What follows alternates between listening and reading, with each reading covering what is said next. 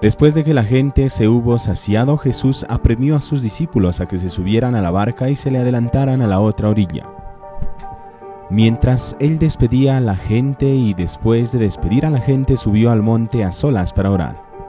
Llegada la noche estaba allí solo. Mientras tanto la barca iba ya muy lejos de tierra, sacudida por las olas porque el viento era contrario. De madrugada se les acercó Jesús, andando sobre el agua. Los discípulos, viéndole andar sobre el agua, se asustaron y gritaron de miedo, pensando que era un fantasma.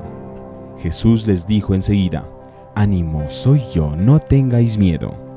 Pedro le contestó: «Señor, si eres tú, mándame ir hacia ti, andando sobre el agua». Él le dijo: «Ven».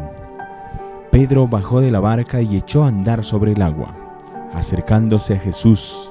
Pero él, al sentir la fuerza del viento, le entró miedo, empezó a hundirse y gritó: «Señor, sálvame». Enseguida Jesús extendió la mano, lo agarró y le dijo: «¡Qué poca fe! ¿Por qué has dudado?». En cuanto subieron a la barca, amainó el viento. Los de la barca se postraron ante él diciendo: «Realmente eres Hijo de Dios». Terminada la travesía, llegaron a tierra de Genesaret. Y los hombres de aquel lugar apenas lo reconocieron.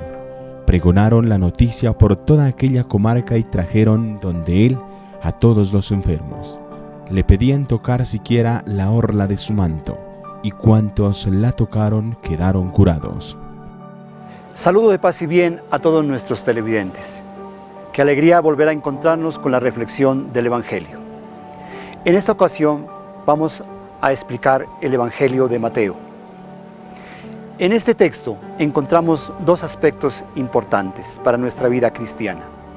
El primero se refiere a la capacidad de oración que tenía Jesús, a la invitación que Jesús hace a la oración.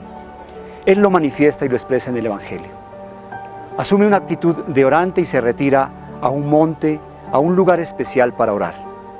Y deja que sus discípulos entiendan este ejemplo para sus vidas. La oración es el elemento fundamental en el proceso de su comunicación de la palabra.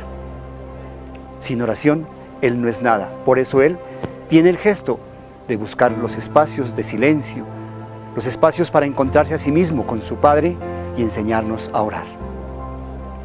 El segundo aspecto se refiere al poder de la fe. Jesús quiere que cada uno de nosotros tengamos esa capacidad de fe, de convicción. Por eso enseña a sus discípulos que deben tener fe y que a través de la fe pueden desarrollar las obras. De modo que si miramos a Cristo, podemos en este caso tener la convicción de caminar con Él, de seguirlo a Él y de no desfallecer.